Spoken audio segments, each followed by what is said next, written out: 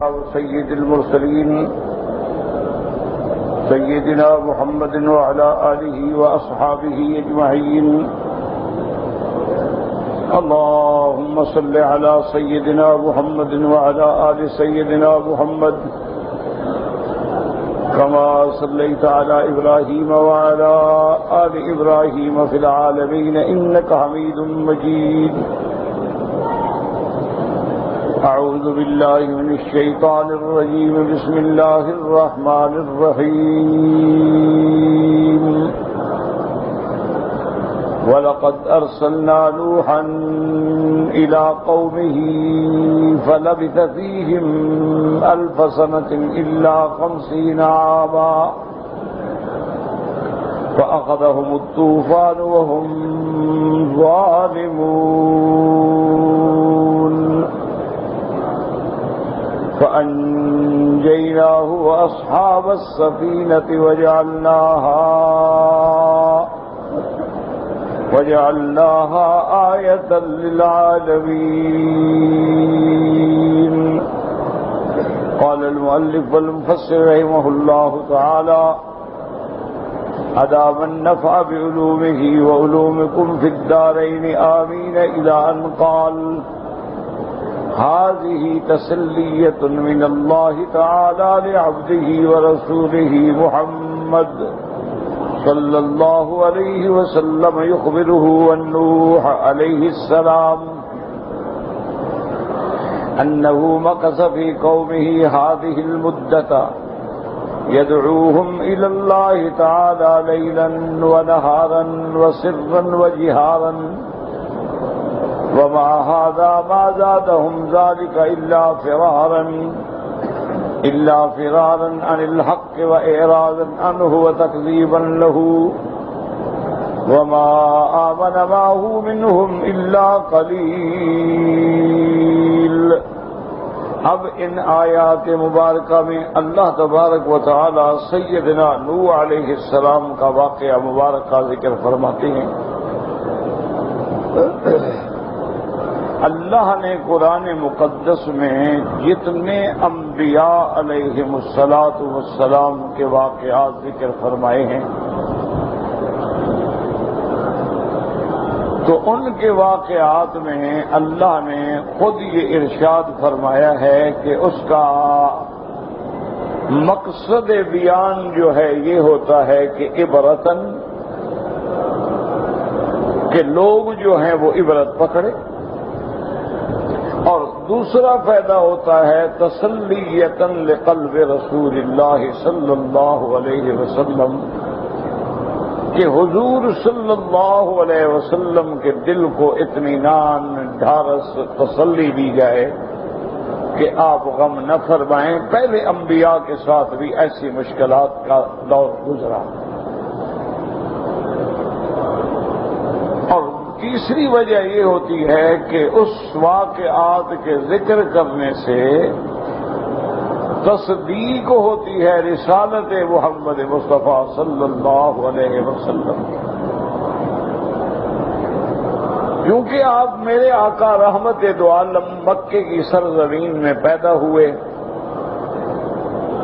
اور حضور کی پیدائش کے زمانے میں مکہ مکرمہ میں کوئی ایسا مرکز علم نہیں تھا، کوئی علم حاصل کرنے کے اسباب ظاہری بھی نہیں تھے. ایک بے آب و گیاہ وادی میں اللہ کا گھر، تھوڑی سی آبادی، اور اس پر بھی قریش کا تسلط. اسی لیے اس دور کو زمانہ جاہلیت کہا جاتا ہے کہ ظلمات اور جہل کا دورہ تھا. اور پھر حضور صلی اللہ علیہ وسلم نے اپنی زندگی مبارک میں نبوت سے قبل کسی دوسرے ملک کا سفر بھی نہیں فرمایا الا ایک تجارتی سفر ہے جو سیدہ خدیجہ الکبریٰ رضی اللہ تعالی عنہا کے مال سے آپ نے شام کی طرف سفر فرمایا، اور دوسری دفعہ سفر فرمایا تو راستے سے واپس آ گئے. وہ سفر بھی کوئی ایسا طویل سفر نہیں ہے کہ جس میں آپ نے سال ہا سال قیام فرمایا ہو. ایک مختصر مدت کا سفر ہے، مکہ شام، شام اور مکہ.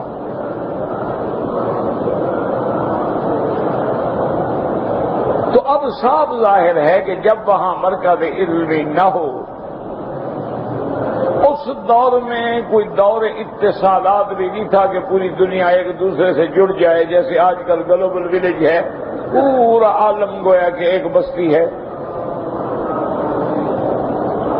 کہ جہاں بھی کوئی واقعہ ظہور پذیر ہوتا ہے پوری دنیا میں پہنچ جاتا ہے. لیکن حضور پاک کے زمانے میں تو یہ انتظامات نہیں تھے. تو ان سارے حالات کے باوجود اب اللہ کے پیغمبر اگر حضرت نوح علیہ السلام کا واقعہ بیان فرمائیں، اور حضرت نوح علیہ السلام اول رسول، سب سے پہلے رسول ہیں،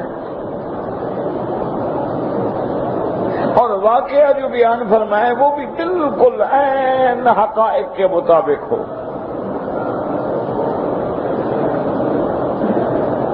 آپ جانتے ہیں کہ آج پورا کفر جو ہے وہ متحد ہے. آپ جانتے ہیں کہ آج کفر چاہے یہودیت میں ہے، نصرانیت میں ہے، ہندو مت میں ہے یا اور دہریت میں ہے، سب متفق ہیں اسلام کی دشمنی میں. تمام سازشوں کے تانے بانے جب بنے جاتے ہیں، جوڑے جاتے ہیں، سب ملے ہوئے.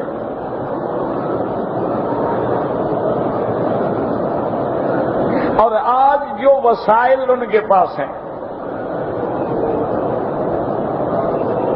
آج جو ان کے پاس وسائل علمیہ ہیں، جدید معلومات ہیں، جدید ٹیکنالوجی ہے، اور اس دور میں تو یہ کمپیوٹر کا زمانہ ہے کہ کوئی بات معلوم کریں بس صرف دو لفظ لکھیں، آپ کے سارے معلومات آ جائیں گے.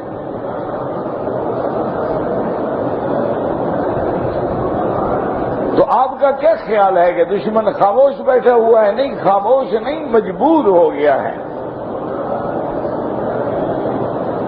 کہ اگر اللہ کے قرآن میں جو حضور نے خبر دی، سیدنا نوح علیہ السلام، سیدنا ابراہیم علیہ السلام، سیدنا آدم علیہ السلام، سیدنا موسیٰ علیہ السلام، سیدنا عیسیٰ علیہ السلام، سیدنا سلیمان علیہ السلام، داؤد علیہ السلام، یوسف علیہ السلام، یعنی یہ بڑے تفصیل سے بیان فرمائے.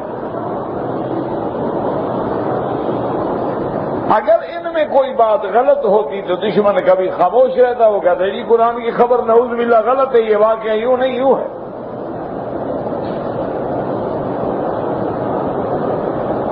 اللہ نے قرآن میں خبر دی ہے اصحاب کہف کی، اللہ نے قرآن میں خبر دی ہے ذوالقرنین کی، اللہ نے قرآن میں خبر دی ہے ملکہ سبا کی، اللہ نے قرآن میں خبر دی ہے قارون و حامان کی. ان تمام واقعات پہ صدیاں بیت چکی ہیں، اور اللہ کے پیغمبر سرزمین حرم میں کھڑے ہو کے یہ ساری دنیا کے سامنے، اور آج بھی یہ تمام واقعات اللہ کے قرآن میں موجود ہیں. اگر ان میں کوئی ایک واقعہ بھی غلط ہوتا تو کبھی دشمن خاموش رہ سکتا تھا؟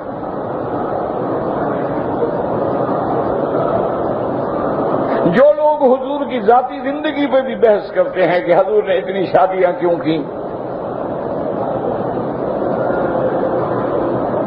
جو لوگ حضور صلی اللہ علیہ وآلہ وصحابہ وسلم کے انساب پہ بھی بحث کرتے ہیں، جو لوگ حضور صلی اللہ علیہ وسلم کے اسفار پہ بھی بحث کرتے ہیں، غزوات پہ بھی بحث کرتے ہیں، آپ کے احکام و اوامر شرعیہ پہ بھی بحث کرتے ہیں، اور آج تک یعنی حدود پہ، احکام پہ، پردے کے خلاف، حدود کے خلاف رات دن زور لگ رہے ہیں. اگر کوئی خبر غلط ہوتی تو خاموش بیٹھ جاتے کہ یہ خبر غلط ہے، لیکن ہم خاموش ہیں، کوئی حرج نہیں۔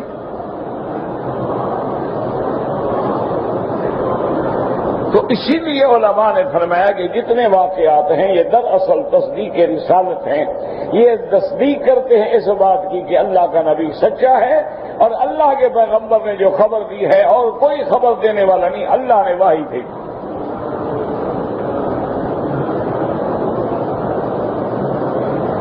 اسی لیے آپ دیکھیں اللہ کی شان ہے کہ سب سے پہلی جو وحی آتی ہے اس کی تصدیق کرنے والا کون ہے؟ ورقہ ابن نوفل جو نصرانی ہے۔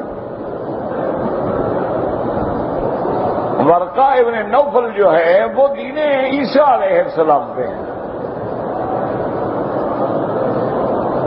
اسی طرح یہود میں سے عبداللہ ابن سلام ہیں، عبداللہ ابن سوریہ ہیں۔ اسی طرح حبشہ میں سے نجاشی ہے۔ اسی طرح اسکندریہ میں سے مقوقس ہے۔ اسی طرح تبابع یمن میں سے تبع الاکبر ہے۔ یہ سب تصدیق کر رہے ہیں محمد الرسول اللہ کی صلی اللہ علیہ وعلی آلہ واصحابہ وسلم۔ اسی طرح ہرقل ہے، یعنی وہ بادشاہ روم ہے۔ اس وقت دنیا میں دو طاقتیں تھیں، ایک فارس تھے اور ایک روم تھے۔ جب روم کے بادشاہ کے سامنے حضور پاک صلی اللہ علیہ وسلم کے بارے میں بات ہوئی، اس نے فوراً تصدیق کی۔ اسی طرح اس دور کے آپ دیکھیں کہ راہب ہیں، اس دور کے کاہن لوگ ہیں جو لوگوں کو خبریں دیتے تھے غیب کی، جن کا جنات سے تعلق تھا، سارے یعنی آپ دیکھتے آئیں، تاریخ اٹھا کے دیکھیں کہ ایک نمبر بار سب تصدیق کر رہے ہیں۔ یعنی حضور سفر میں جا رہے ہیں، چچا ساتھ ہیں ابی طالب، راستے میں جاتے ہیں، جو راہب کبھی نہیں نکلا وہ آگے دعوت دیتا ہے۔ اور جب سب آ گئے تو اس نے پوچھا ابی طالب سے کہ آپ کے لوگوں میں سے کوئی رہ گئے؟ انہوں نے کہا ہاں میرے بھتیجے ہیں حضرت محمد الرسول اللہ صلی اللہ علیہ وسلم، وہ ذرا اونٹوں کے ساتھ سامان کے ساتھ مشغول ہے۔ انہوں نے کہا ابی طالب انہیں کی وجہ سے تو میں نے دعوت دی ہے۔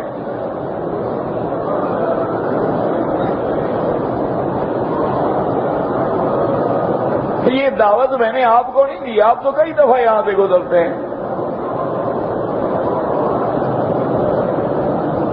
ابی طالب نے کہا کہ وجہ کیا ہے؟ اس نے کہا بات یہ ہے کہ میرا علم مجھے بتلاتا ہے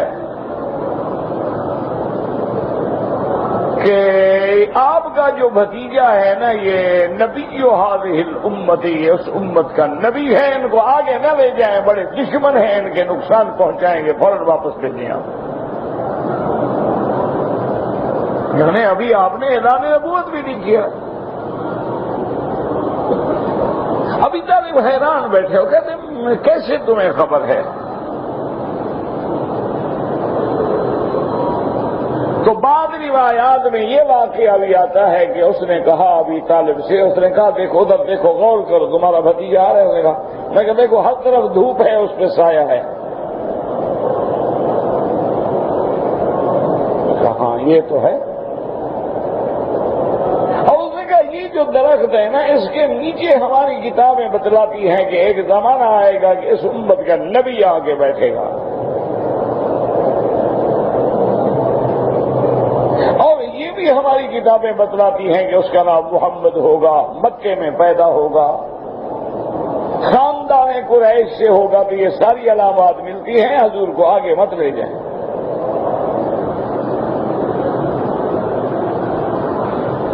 تو اب دیکھیں، راہب ہیں، کافر ہیں، کاہن ہیں، کافر ہیں، لیکن حضور کی تصدیق کریں۔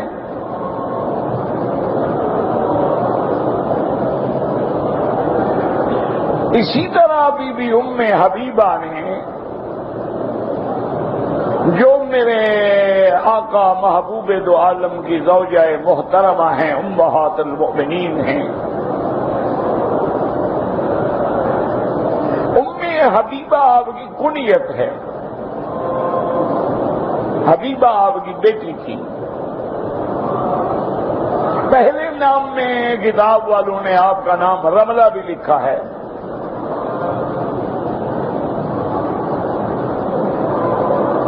تو ایک دفعہ انہوں نے ذکر کیا کہ یا رسول اللہ صلی اللہ علیہ وسلم، ہم جب حبشہ سے مدینہ منورہ کے لیے سفر کر رہے تھے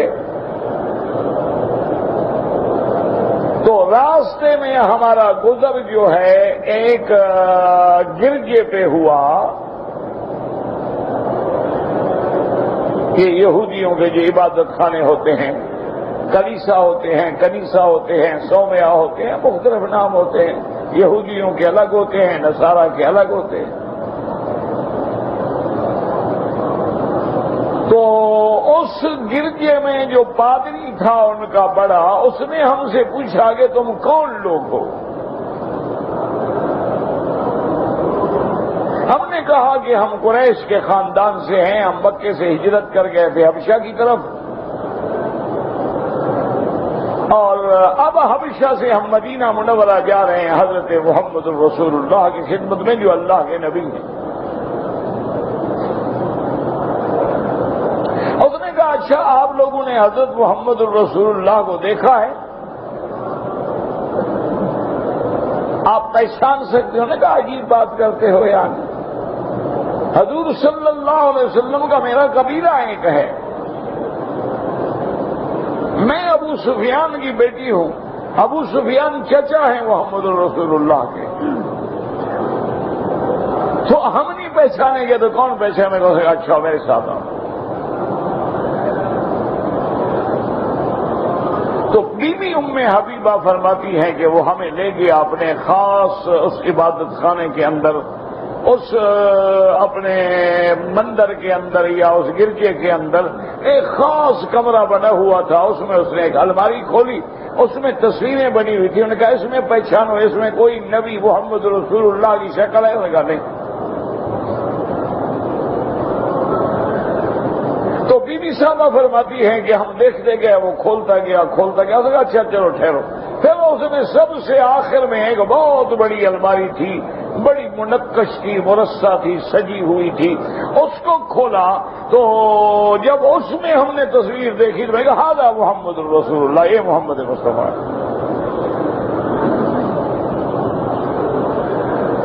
اس نے کہا کہ ہاں ٹھیک ہے۔ اس نے کہا اچھا یہ جو آپ کے دائیں آدمی ہے اس کو پہچان دی؟ میں نے کہا ہاں ابو بکر، یہ ابو بکر ہیں۔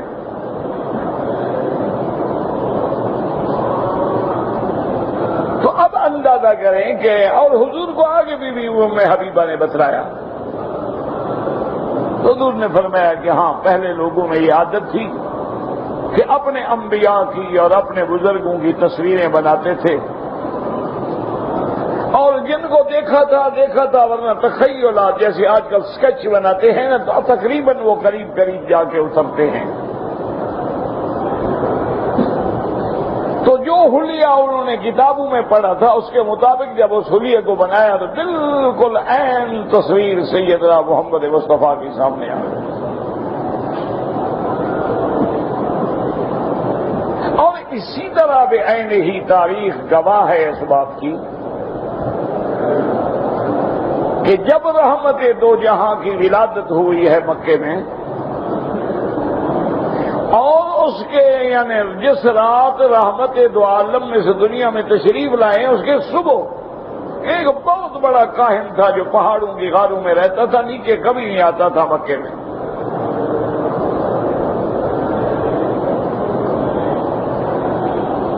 تو عبد المطلب دیکھتے ہیں کہ اس نے بال کھلے ہوئے ہیں، بڑا پریشان ہے، دوڑتا ہوا آیا اور عبد المطلب سے پوچھنے لگا کہ حل ولد مولود هذه الليلہ، اس رات کوئی مکے میں بچہ پیدا ہوا ہے؟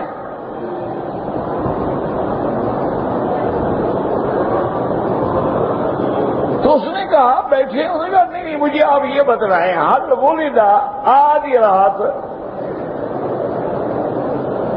کوئی بچہ سرزمین مکہ میں پیدا ہوا ہے؟ تو مطلب نے کہا میرے گھر میں بچہ پیدا ہوا ہے۔ اس نے کہا نہیں، اس کی مجھے ضرورت نہیں ہے۔ تو عبد المطلب نے کہا ٹھہرو، سمجھو میرا بچہ نہیں ہے، وہ میرے بیٹے عبداللہ کے گھر میں پیدا ہوا۔ ہاں وہی مجھے دکھائے وہ بچہ کہاں ہے۔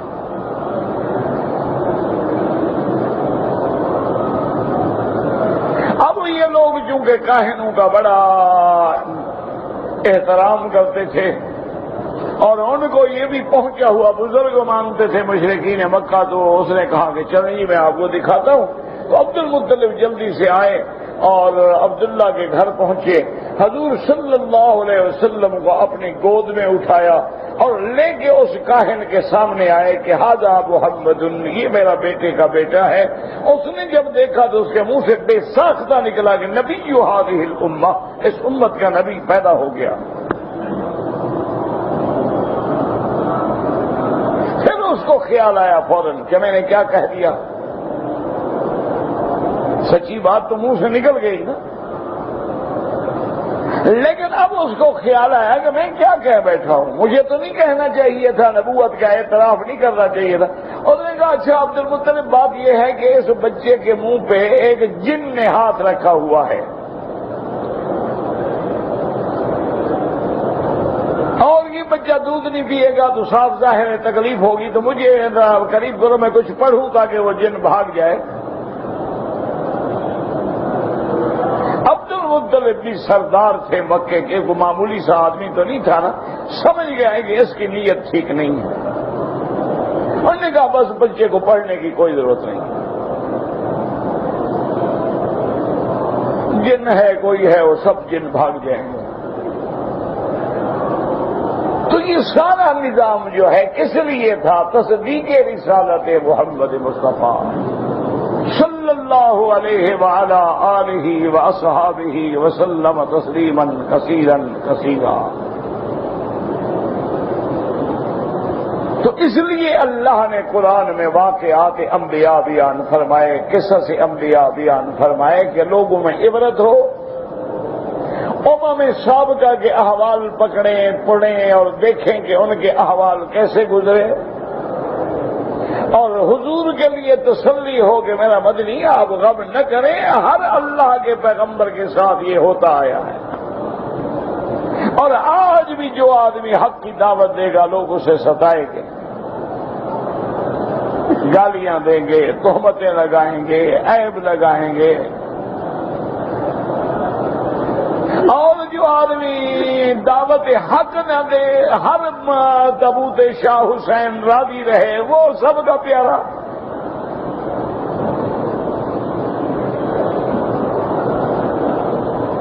تو اس لیے مفسر رحمت اللہ علیہ فرماتے ہیں کہ ان واقعات میں تسلی ہے۔ اور دوسرا ان واقعات میں ہمارے لیے سبق ہے کہ دیکھو نوح علیہ السلام نے 950 سال تک دعوت توحید دی ہے۔ آپ تو 5 سال 10 سال 20 سال 25 سال دیں اور تنگ آ جائیں، لیکن پیغمبر ہے، نبی ہے، رسول ہے، 950 سال۔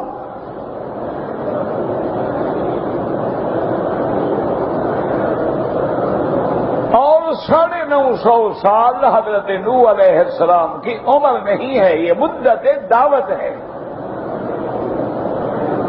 حضرت نوح علیہ السلام کی عمر جو ہے وہ 1050 سال ہے۔ 40 سال کے بعد آپ کو نبوت و رسالت ملی، 950 سال آپ نے قوم کو توحید کی دعوت دی، اس کے بعد طوفان آیا اور طوفان کے بعد بھی آپ 60 سال زندہ رہے۔ اور یہ طوفان جو ہے یہ ارمینیا اور یہ علاقہ جو ہے، اسی علاقے میں وجودی پہاڑ تھا پھر جہاں جا کے کشتی لگی۔ اس طوفان کا معنی یہ نہیں ہے کہ پوری کائنات میں طوفان آیا تھا، نہیں، اس علاقے میں جہاں حضرت نوح علیہ السلام کی قوم ہے، زیادہ سے زیادہ یعنی یوں سمجھ لیں کہ عرب کا کچھ حصہ۔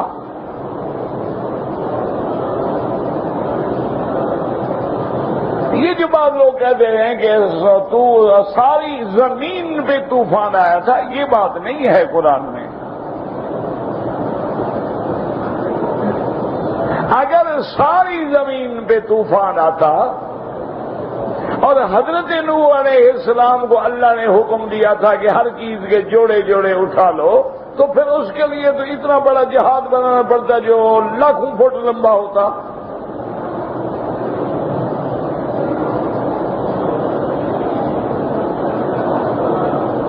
تو اس لیے مانا یہ تھا دراصل، اس لیے جیسے کہ قرآن پاک کا ایک اسلوب ہے کہ ملکہ سبا کے بارے میں آیا کہ وہ اوتیت من کل شیء، اس کے بعد ہر چیز تھی، تو ہر چیز کا معنی یہ تھوڑا ہے کہ اس کے بعد ہوائی جہاز بھی تھے، تو ہوائی جہاز بنے ہی نہیں تھے، ٹینک تو بنے ہی نہیں تھے، میزائل تو بنے ہی نہیں تھے، یہ اس کے پاس کیسے تھے؟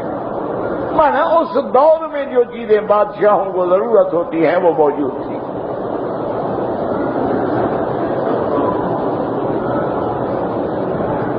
تو حضرت نوح علیہ السلام نے تو اس سے ہمیں سبق ملا کہ اگر آپ دعوت توحید دیتے ہیں، دعوت دین دیتے ہیں، تبلیغ کا کام کرتے ہیں تو گھبرائیں نہیں، آپ کا کام ہے بس آپ لگے رہیں۔ قوم مانے ان کی مرضی، نہ مانے ان کی مرضی، آپ مایوس نہ ہوں، آپ اپنی دعوت میں چلتے رہیں، بس کہتے رہیں کہتے رہیں کہتے رہیں۔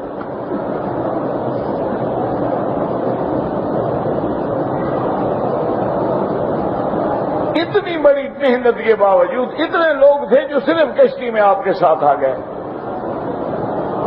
تو اس لیے کبھی دائی کو مایوس نہیں ہونا چاہیے کہ میں نے جناب محنت کی ہے، لوگ میری بات نہیں سنتے، نہ سنیں۔ میں ان کو حق کی طرف بلاتا ہوں جناب، وہ مجھے گالیاں دیتے ہیں، کوئی بڑی بات نہیں۔ نوح علیہ السلام کو نعوذ باللہ لوگ مارتے تھے، بے ہوش ہو جاتے تھے نوح علیہ السلام۔ تو ان میں ہمارے لیے ایک سبق ہوتا ہے کہ تم اگر دین کے دائی ہو تو پھر مار کھانے کے لیے تیار ہو جاؤ۔ اس لیے بزرگوں نے لکھا ہے کہ ہمارا اور ان کا یہ فرق ہے کہ ہمارے بزرگوں نے، اسلاف نے مار کھا کے حق سنایا، ہم نے حلوہ کھا کے بھی حق نہ پہنچایا۔ آج تو ماشاءاللہ جناب مولویوں کی چاندنی ہوتی ہے، ہوائی جہازوں کی ٹکٹیں ہوتی ہیں، گاڑیاں ہوتی ہیں، آگے پیچھے گارد ہوتی ہے، استقبال ہوتے ہیں، پھول گلے میں ڈالے جاتے ہیں، پھول نچھاور کیے جاتے ہیں، اس کے باوجود بھی حق نہیں کہتے۔ یہ بدقسمتی کی بات ہے۔ تو اس لیے آج ان آیات مبارکہ میں تھوڑا تھوڑا اختصار کے ساتھ یہ اسلوب ہے قرآن کا، کہیں تفصیل ہوگی کہیں اجمال ہوگا۔ اللہ فرماتے ہیں وَلَقَدْ أَرْسَلْنَا نُوحًا إِلَىٰ قَوْمِهِ، اللہ نے فرمایا میرے محبوب ہم نے نوح علیہ السلام کو ان کی قوم کی طرف بھیجا، فَلَبِثَ فِيهِمْ أَلْفَ سَنَةٍ إِلَّا 50 عَامًا۔ اچھا یاد رکھیں کہ پہلے زمانے میں عمر بڑی لمبی ہوتی تھی۔ حضرت آدم علیہ السلام کے زمانے میں حضرت آدم اور حضرت نوح علیہ السلام کے درمیان بھی تقریباً 10 قرن یعنی 1000 سال کا فاصلہ ہے۔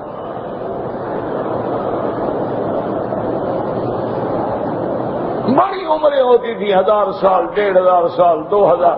اچھا جنات کی عمریں تو 3-3 ہزار، 4-4 ہزار، 5-5 ہزار سال بھی ہوتی ہیں۔ جن جو ہیں ان کی عمر بڑی لمبی ہوتی ہے۔ اسی لیے ایک روایت مبارک میں آتا ہے کہ میرے محبوب رحمت دو جہاں صلی اللہ علیہ وسلم کے سامنے ایک آدمی آیا، حضور نے فرمایا تم جنوں میں سے ہو؟ نے کہا ہاں یا رسول اللہ میں جن، میں جن۔ آپ نے فرمایا کیسے آئے ہو؟ اس نے کہا حضور آپ کا نام سنا ہے، میں اس لیے حاضر ہوا ہوں کہ مجھے مسلمان بھی کر دیں اور مجھے اللہ کا قرآن سنائیں۔ حضور صلی اللہ علیہ وسلم نے جب پڑھا تو کہنے لگا یا رسول اللہ میں نے موسیٰ علیہ السلام کی زبان سے خود تورات سنی ہے، اب دیکھیں موسیٰ علیہ السلام کا زمانہ اور حضور کا زمانہ تقریباً 1200 سال کا فرق ہے. 600 سال حضرت عیسیٰ علیہ السلام کے زمانے میں اور تقریباً 600 سال اس سے پہلے ہیں. تو جنات کی عمر بھی بڑی طویل ہوتی ہے. اچھا اصل بات وجہ پتہ ہے کیا ہے؟ یہ حکمت ہے اللہ کی. یوں یوں دنیا سمٹتی جائے گی تو عمریں بھی تو گھٹتی جائیں گی نا. اب دنیا کے جانے کا وقت آ گیا نا, فنا ہونے کا وقت آ گیا نا. تو اس لیے میرے محبوب فرماتے ہیں محبوب دو عالم کہ میری امت جو ہے ان کی عمر زیادہ جو ہے وہ 60 اور 70 کے درمیان ہوگی.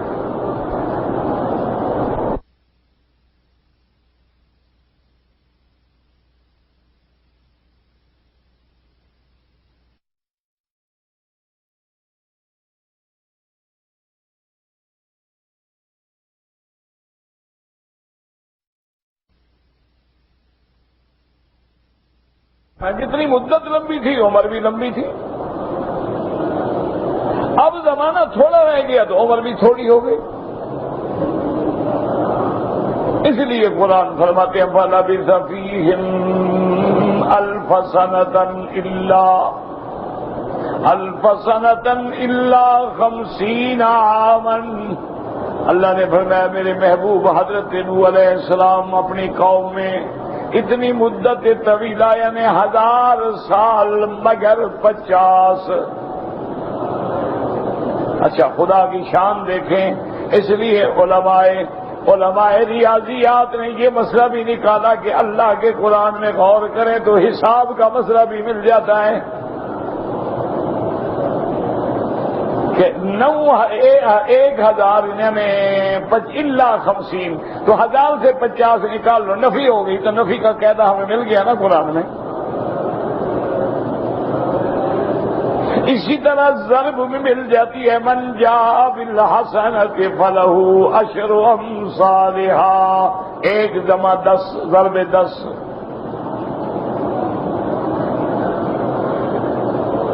اسی طرح اللہ تبارک و تعالی نے وہ بھی بتایا ان یکن منکم 20 صابرون یغلبوا 200. تو اللہ کے قرآن میں تمام علوم کے خزانے ہیں, لیکن شرط یہ ہے کہ آنکھیں پڑھنے والی ہوں اور دماغ سوچنے والے.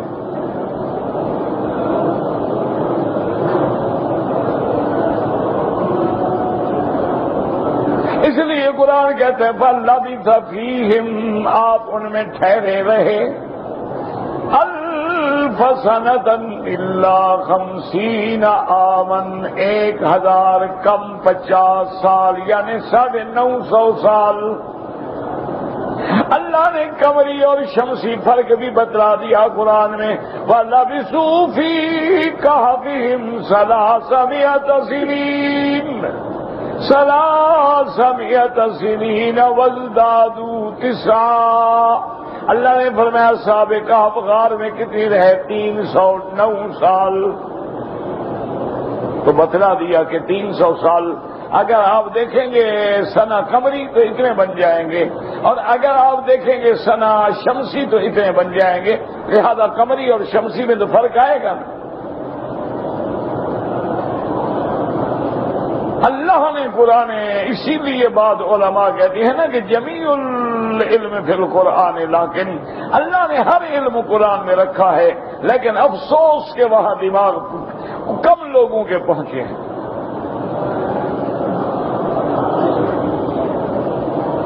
حتیٰ کہ بعض جدید علماء نے تو یہ بحثیں بھی کی ہیں کہ آج جو دنیا میں ایٹم بن رہے ہیں, آج جو دنیا میں میزائل ٹیکنالوجی ہے, یہ ساری چیزوں کا ذکر جو ہے قرآن میں موجود ہے. اشارات ہیں, کنایات ہیں, لیکن سمجھنے والی عقل ہو.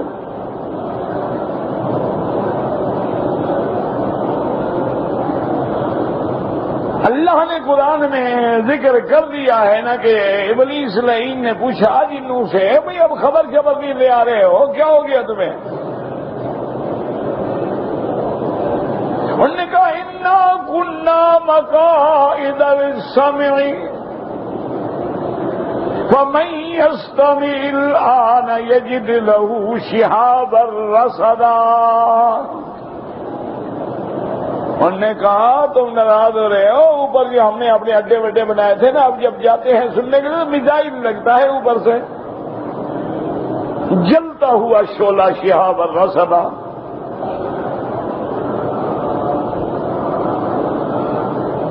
ساری دنیا نے زور لگا لیا، کسی کو پتہ نہیں تھا کہ ذرہ جو ہے قابل تقسیم ہے، یہ قرآن نے آگے بتلایا ہے، ورنہ ذرہ تو قابل تقسیم مانتا ہی کوئی نہیں تھا کہ ذرہ ذرہ ہوتا ہے، پھر ذرہ قابل تقسیم کیسے ہوگا؟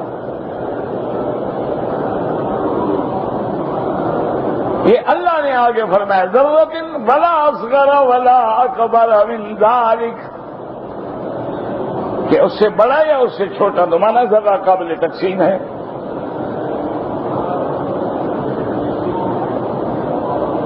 تو یہ ساری چیزیں ان کافروں نے اسلام سے لی ہیں اور آج اسی اسلام کے دشمن ہیں۔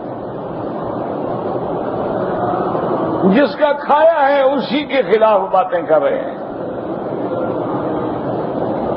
جب اسلام کے علوم جو ہیں معراج پہ تھے، اس وقت یورپ جہالت کی اندھیریوں میں پڑا ہوا تھا، ان کے پاس تو کچھ بھی نہیں تھا۔ تمام علوم کا مخزن جو ہے وہ اللہ کا قرآن ہے، تمام علوم کا ذرائع جو ہیں وہ علماء اسلام ہیں۔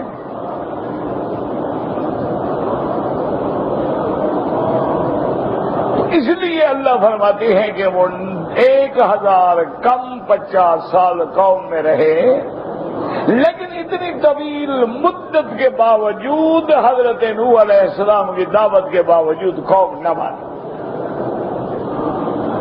فَأَخَذَهُمُ الطُّوفَانُ وَهُمْ ظَالِمُونَ۔ اللہ نے فرمایا میرا مدنی آپ غم نہ کریں، آپ کی عمر مبارک تو 65 سال ہے، حضرت نوح نے تو 950 سال قوم کو بلایا، قوم نہ مانی۔ اگر آپ کی قوم نہیں مانتی تو غم نہ کریں، حزن نہ کریں۔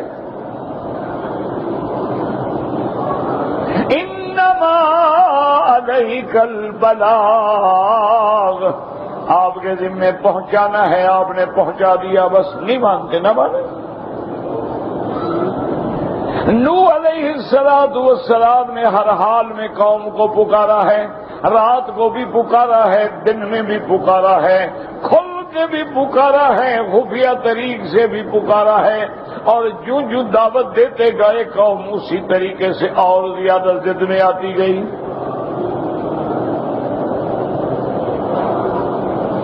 اس لیے حضرت نوح علیہ السلام نے عرض کیا تھا کہ میرے اللہ، میں نے قوم کو ہر حال میں پکارا، فلم یزدہم دعائی الا فرارا، اور جب میں بلاتا ہوں، دعوت دیتا ہوں، جعلوا اصابعہم فی آذانہم واستغشوا ثیابہم واصروا واستکبروا استکبارا۔ میرا اللہ جب میں بلاتا ہوں، انگلیاں کانوں میں دے کے کپڑا لے کے بیٹھ جاتے ہیں کہ دور سے بھی آواز نہ آ جائے۔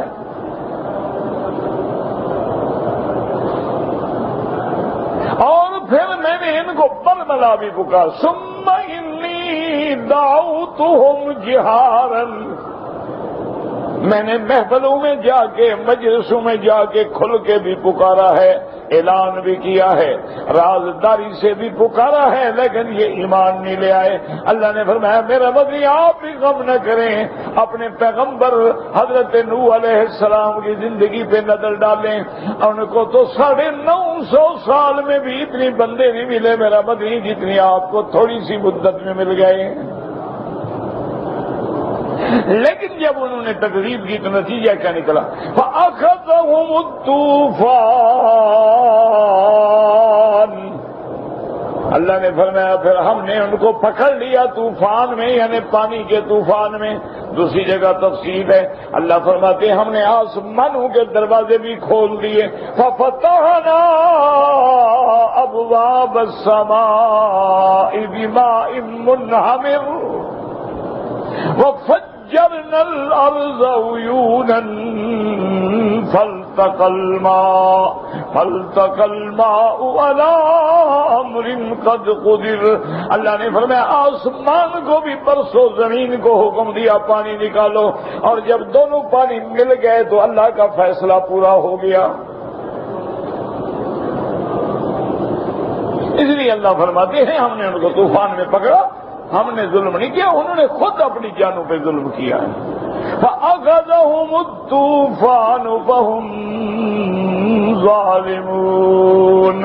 اور حضرت نوح کے بارے میں فرماتی ہیں فَأَنجَيْنَاهُ، ہم نے نوح علیہ السلام کو نجات دی. وَأَصْحَابَ السَّفِينَةِ، اور ان کے ساتھ جو کشتی میں تھے ان کو بھی نجات دی. وَجَعَلْنَاهَا آیَةً لِلْعَالَمِينَ.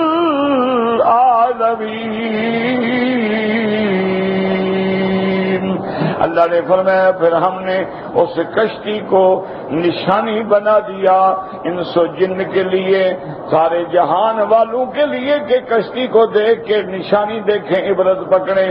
اور بعض علماء نے فرمایا کشتی بے عین ہی جب تک باقی رہی، اور اس کے بعد کشتی کا قصہ جو ہے وہ بھی قیامت تک کے لیے نشانی ہے. جیسے دوسری جگہ قرآن کہتا ہے وَآیَةٌ لَّهُمْ أَنَّا جَعَلْنَا ذُرِّيَّتَهُمْ فِي الْفُلْكِ الْمَشْحُونِ. اور تیسری جگہ اللہ کا قرآن کہتا ہے اِنَّا لَمَّا طَغَى الْمَاءُ حَمَلْنَاكُمْ فِي الْجَارِيَةِ لِنَجْعَلَهَا لَكُمْ تَذْكِرَةً وَتَعِيَهَا أُذُنٌ واعية. جب پانی اپنے حد سے گزرا ہم لوگوں نے تم کو کشتی میں بٹھا کے بچا لیا ہے، اور اس کو ہم نے نشانی بنا دیا تاکہ لوگ اس کو یاد رکھیں، اور یاد کرنے والے کان جو ہیں ان کو یاد کرنے کی یہ ساری اللہ تعالی کی نشانیاں ہیں. تو اللہ نے حضرت نوح علیہ السلام کا قصہ بیان کر کے رحمت دو جہاں کے لیے تسلی ہے، اور قیامت تک کے لیے امت رسول کے لیے عبرت ہے کہ وہ عبرت پکڑیں، نصیحت پکڑیں، اور اللہ کے دین پہ چلنے کی پوری پوری کوشش کریں. واللہ عالم.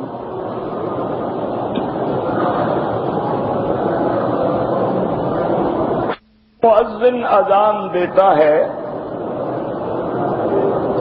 تو ہمیں آقا نامدار رحمت دو عالم سیدنا محمد مصطفیٰ صلی اللہ علیہ وسلم کا حکم ہے کہ قولوا کما یقول المؤذن، تم بھی اسی طرح کہو جیسے مؤذن کہتا ہے. یعنی اللہ اکبر اللہ، تم بھی کہو اللہ اکبر اللہ. ہاں جب وہ کہے حی علی الصلاۃ تو تم کہو گے لا حول ولا قوت الا باللہ.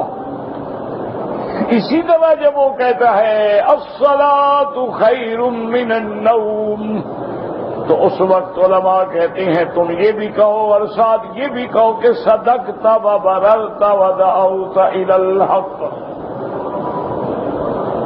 اور جب اذان ختم ہو جائے تو تم بھی کلمہ شہادت پڑھو. کلمہ شہادت کے بعد درود ابراہیمی پڑھیں، اور درود ابراہیمی کے بعد یہ دعا جو حضور پاک نے سکھلائی اللہم رب هذه الدعوة التامة والصلاة القائمة آت محمد الوسیلة، اور بعد روایات میں ہے والفضیلة وابعث مقاما محمودا. اور آگے اللہ توفیق دے تو پڑھے رضینا باللہ ربا وبالاسلام دینا وبمحمد صلی اللہ علیہ وسلم نبیا. اور اذان سے تکبیر تک یہ جو درمیانی وقت ہے اس میں بھی جو دعا مانگو وہ قبول ہوتی ہے. اچھا اگر کوئی جواب نہ دے تو سنت کے ثواب سے محروم ہے، سیدھی بات ہے.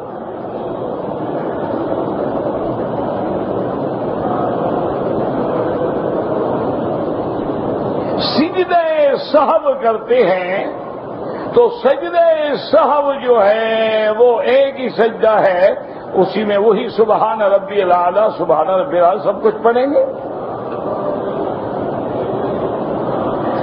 جب ہم قرآن مجید پڑھتے ہیں تو سر سجدے میں ڈالتے ہیں اللہ اکبر، کیا پڑھیں؟ کچھ بھی نہیں پڑھیں تو سبحان ربی الاعلیٰ۔ اور بعض علماء نے لکھا اللہم سجد لک وجہی وشق لک سمعی وبصری، اللہم لک سجدت بک آمنت علیک توکلت علیک۔ نہ تو اگر نہ آئے بس سجدہ کافی ہے، کچھ بھی نہ پڑھیں۔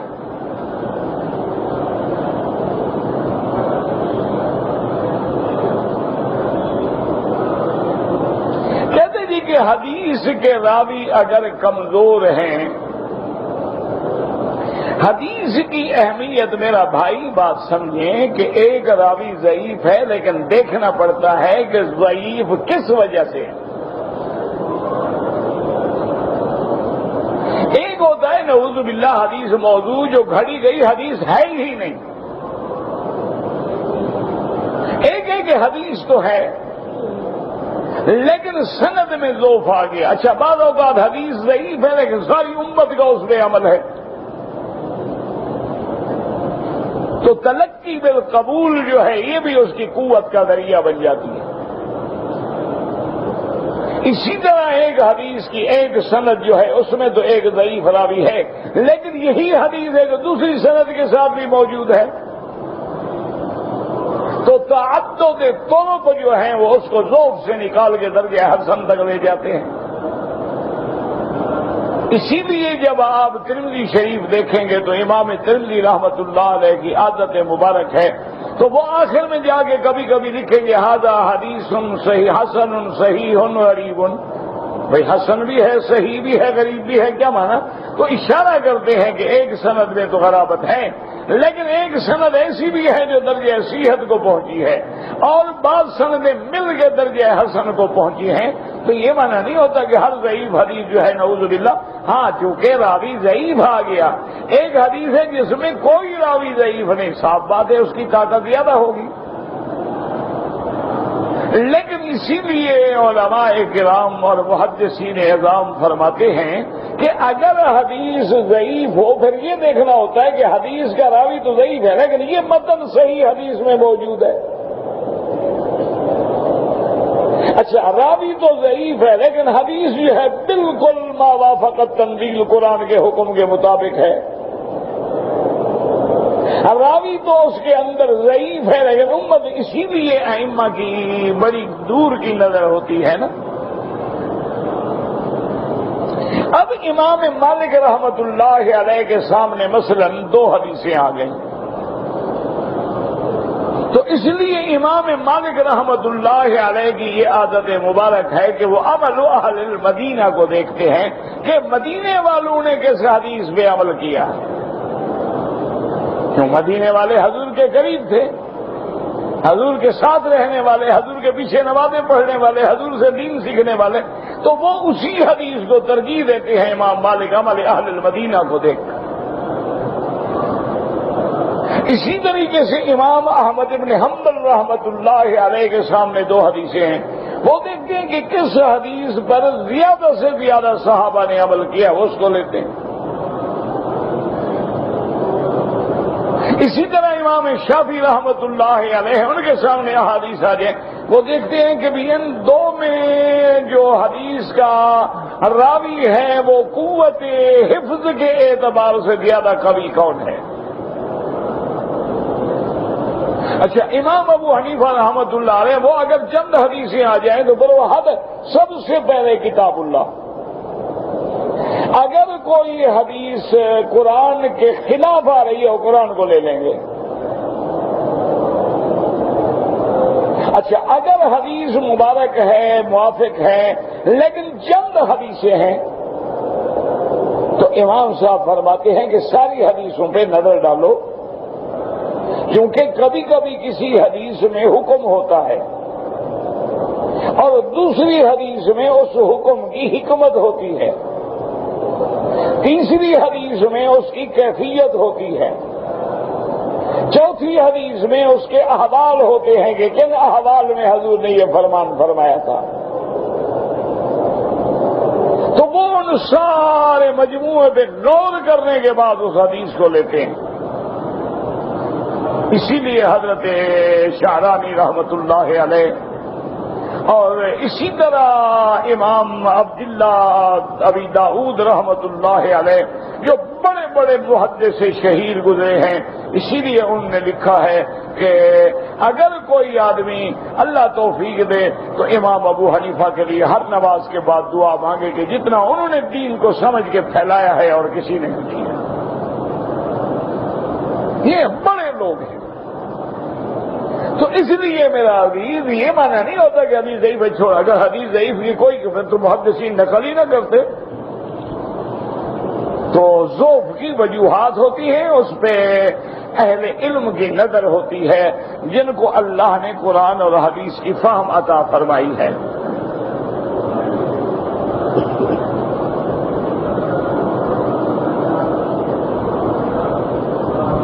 کہتے جی کہ ایک عورت کی خامد مر گیا، اس کی اولاد کوئی نہیں، عورت جوان ہے، تو وہ عدت جو ہے اپنے خامد کے گھر گزارے۔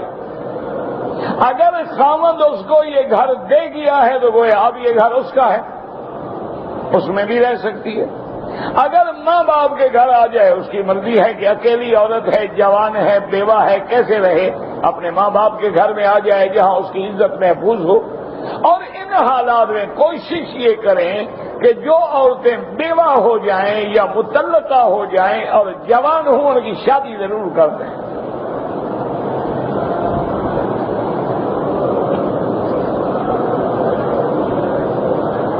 جدے میں رہنے والے رمضان کے بعد اگر حج سے پہلے عمرہ کریں، ان کا بھی وہی حکم ہے جو مکے والوں کا ہے۔ بہتر یہ ہے کہ نہ کریں، ان کا حج مفرد ہے۔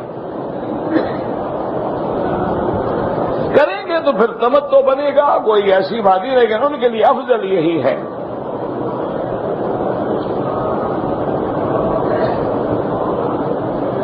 اگر کوئی جدے رہنے والا آدمی حج کے لیے آتا ہے، وہ احرام جدے سے نہیں باندھتا، مکے سے باندھتا ہے، دم پڑ جائے گی۔ اب اس کی کوئی مجبوری ہے تو مکے میں آنے کے بعد دوبارہ وہ جائے مسجد عائشہ حد حرم سے باہر نکل کے حج کا احرام باندھے۔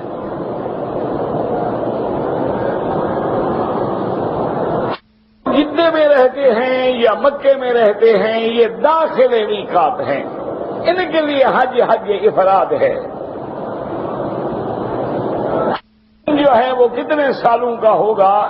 قرآن پاک میں آتا ہے الف سنۃ، 1000 سال کے برابر ایک دن ہوگا۔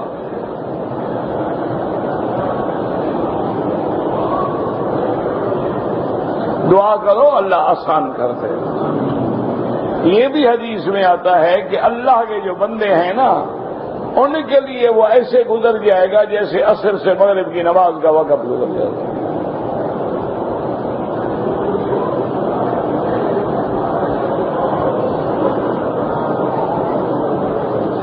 شہر کے رہنے والا آفاقی مکے میں آنے کے بعد عمرہ کر کے جدے گیا، جدے سے مدینہ منورہ گیا، پھر بدر آیا، بدر سے جدہ آیا، اس کے بعد پھر مکے آئے گا تو کوئی دم نہیں، تو سیدھا مکے تو آ ہی نہیں رہا نا۔ کہتے جی کہ پاکستان میں بعض لوگ جو ہیں حضرت عبد القادر جیلانی کو رضی اللہ عنہ کہتے ہیں۔ میرا بھائی یاد رکھے کہ یہ لفظ جو ہے زیادہ سے زیادہ صحابہ کے لیے استعمال ہوا ہے۔ اللہ نے قرآن میں رضی اللہ کا لفظ جو ہے لقد رضی اللہ عن المؤمنین اذ یبایعونک تحت الشجرۃ رضی اللہ عنہم ورضوا عنہ، صحابہ کے لیے، لیکن اگر کسی دوسرے کے لیے کہا جائے کوئی منع نہیں، اللہ سب پہ راضی ہو۔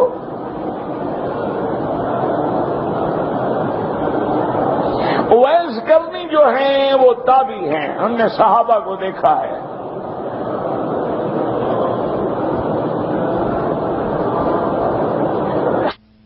زمزم کو اگر گرم پانی کیا جائے کوئی حرج نہیں.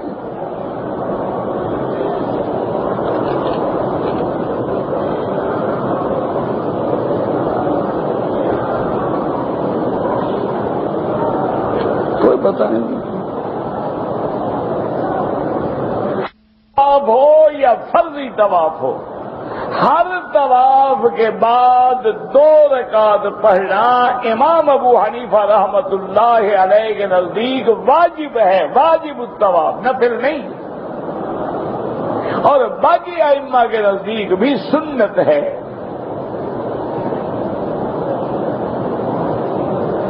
نماز جنازہ کی پہلی تکبیر میں حنابلہ کے نزدیک اور امام شافعی کے نزدیک پہلی تکبیر میں فاتحہ، اس کے بعد درود، پھر دعا.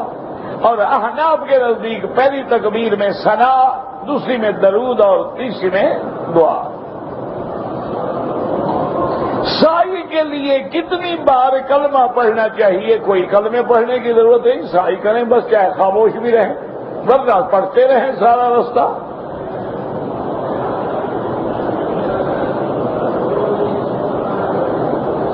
چہرہ ننگا ہے، باقی سارا جسم ڈھانپا ہوا ہے، کس کا؟ عورت کا. گناہگار ہے. پردہ ہوتا ہی چہرے کا ہے. پردہ ہے فتنے کو روکنے کے لیے، تو سب سے بڑا فتنہ تو چہرہ ہے.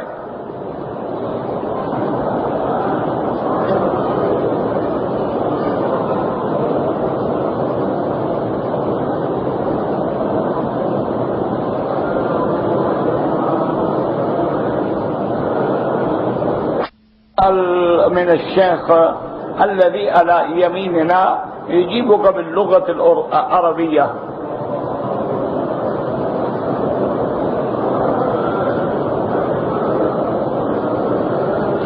ایک لڑکی اپنے والد کے ساتھ عمرے کے لیے مکہ آئی، عمرہ کر کے مدینہ چلے گئے، مدینہ سے پھر مکہ آئے. اس کی طبیعت خراب ہو گئی، احرام نہیں باندھا. دوسرے دن مسجد عائشہ جا کر احرام باندھا، عمرہ کیا، دم پڑ گئی کہ میقات سے تجاوز کر لیا بغیر احرام کے. عورت کا کیا احرام ہوتا ہے خدا کے بندے؟ جو کپڑے پہنے ہوئے ہیں اسی میں کہہ دیتی لبیک بعمرۃ آ جاتی بس. اور کیا کرنا تھا اس نے؟ عورت کے لیے جو لباس پہنا ہوا ہے اسی میں طبیعت خراب ہے، نماز بھی نہ پڑھے، کچھ نہ کرے، لبیک بعمرۃ، لبیک اللہم لبیک، آگے اپنے گھر بیٹھ جاتی، جب ٹھیک ہوتی عمرہ کر لیتی. اصل میں مشکل یہ ہو گئی ہے کہ لوگ غلطی کرنے کے بعد مسئلہ پوچھتے ہیں، حالانکہ اصول یہ ہے کہ عمرے پہ آنے سے پہلے آپ مسائل سمجھیں. آپ عمرے کی تیاری کرتے ہیں، آپ کو پتا ہوتا ہے کہ میں نے 8 دن بعد جانا ہے، 10 دن بعد جانا ہے، مہینے کے بعد جانا ہے. آپ کتابیں لیں، پڑھیں، جو سمجھ نہ آئے نشان لگا لیں. مقامی علماء کے بعد جائیں، حضرت یہ بات مجھے سمجھ نہیں آ رہی. تو اگر آپ تیار ہو کے آئیں گے، دین پڑھ کے آئیں گے، دین سمجھ کے آئیں گے، تو کبھی غلطی نہیں ہوگی. ربنا تقبل منا انك انت السميع العليم وتب علينا انك انت التواب الرحيم. یا حی یا قیوم یا ذا الجلال والاکرام، یا حی یا قیوم یا ذا الجلال والاکرام، یا حی یا قیوم یا ذا الجلال والاکرام، یا حی یا قیوم برحمتک نستغیث. اللهم اصلحنا واصلح بنا واصلح اولادنا واولاد المسلمین. اللهم اصلح شبابنا وشباب المسلمین. اللهم اصلح احوالنا واحوال المسلمین. اللهم اصلح ذرياتنا وذريات المسلمين. اللهم اجعلنا واجعلهم من عبادك الصالحين الناجحين الراشدين الفائزين. اللهم استرنا بسترك الجميل. اللهم انا نعوذ بك عن جهد البلاء ودرك الشقاء وسوء القضاء وشماتة الاعداء. یا الہ العالمین، عالم اسلام کی عزت کا فیصلہ فرما. یا اللہ کفر کی ذلت کا فیصلہ فرما دے. یا اللہ بیماروں کو شفا عطا فرما، بے حیاؤں کو حیا عطا فرما، بے دینوں کو دین عطا فرما، بے اولادوں کو اولاد عطا فرما. جن کی اولادیں ہیں ان کو صالح بنا، جن کے